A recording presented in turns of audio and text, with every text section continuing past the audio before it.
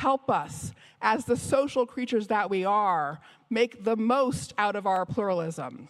How can we replace algorithms in social media that drive outrage and division with algorithms instead that foster bridge building, that foster collective intelligence, that support the overcoming of divides?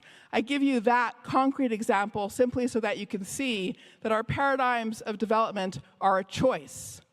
Yes, outrage has been profitable, but positive affect, pro-social affect, is profitable as well. Why have we not been designing for that? Let's understand the blockages, the obstacles, and recognize that another paradigm of development is possible. So what does this all mean now with regard to the case in the US? I come back to that. So there is an alliance of some sort that is hard for those of us who are just external observers to understand between President Trump and Elon Musk. Neither has exactly the same agenda or exactly the same points of view. But what we do see with the Department of Government Efficiency, which has taken over the US Digital Service, is an effort on the part of Mr. Musk to digitize and deploy the powers of AI throughout the entire operations of the US government.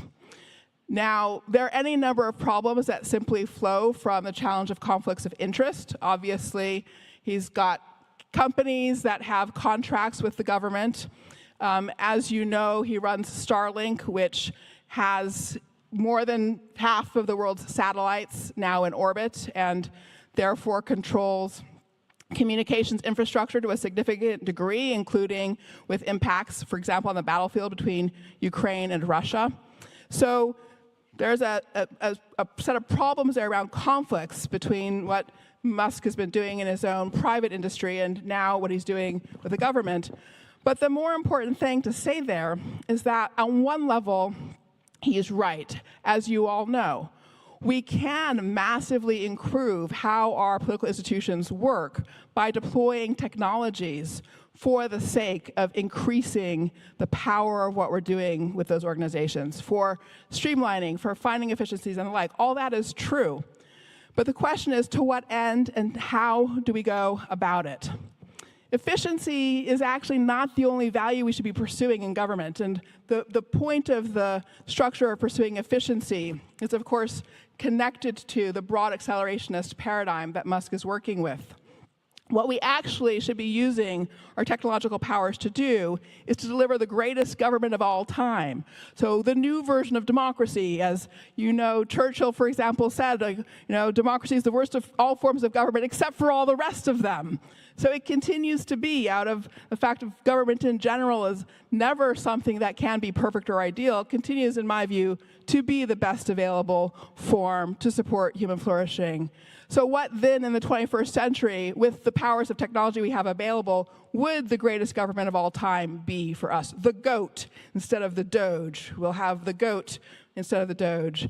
It would be about openness, accountability, transparency. These are the values we need in our political institutions if we're to restore them to responsiveness to the people. And the lack of responsiveness to the people is a significant driver of the dissatisfaction, alienation, and instability that we are seeing across the world's democracies right now.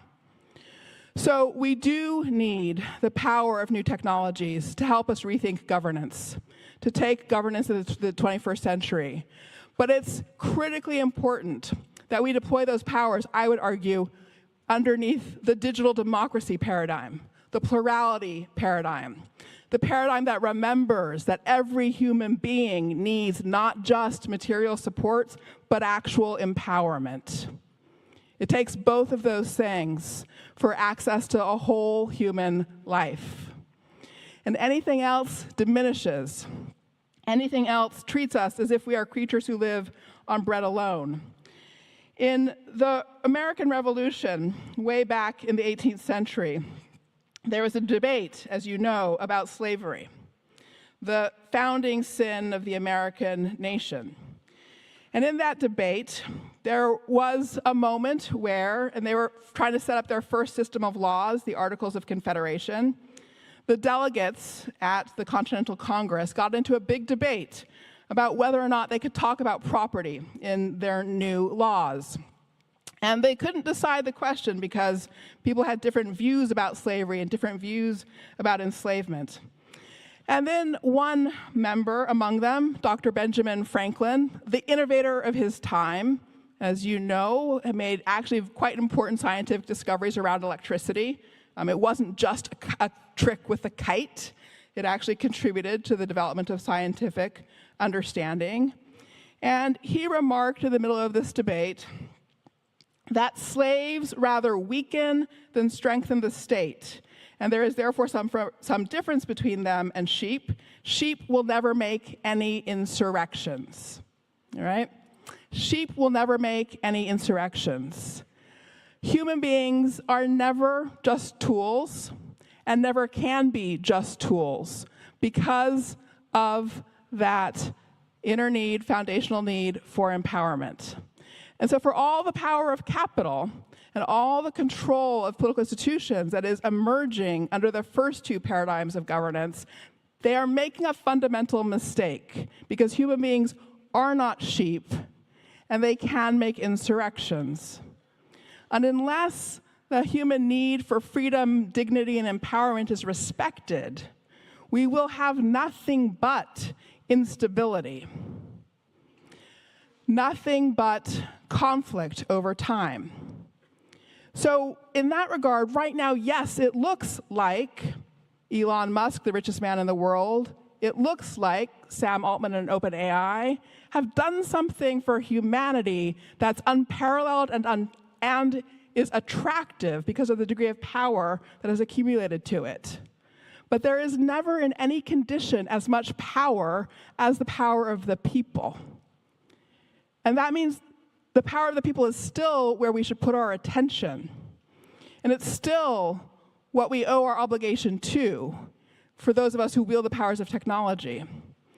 And to act on our responsibility appropriately begins with recognizing the fact of human pluralism, the pluralism of intelligences, the multiplicity of that spark in all of us, which is the hunger for empowerment and not just bread, and considering how can we make tools that best activates that spark, that hunger for empowerment to support human flourishing. Thank you very much.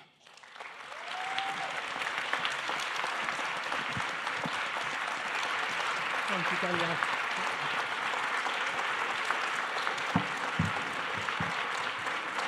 I think you'll agree that was an incredibly powerful talk.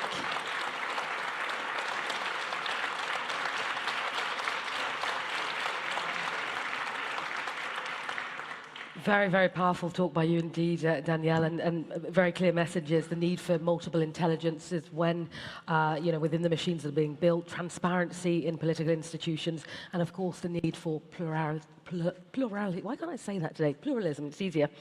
And diversity, and as you say, another paradigm is possible. Thank you so much for that riveting talk. If you'd like to ask Danielle some questions, you can do so just in our roundtable, which will be a little bit later. So not to worry, you will get a chance to speak with Danielle a little bit later on. Time now for a coffee break. We'll be back in for 4 o'clock, shall we say? Short coffee break. I'll see you then.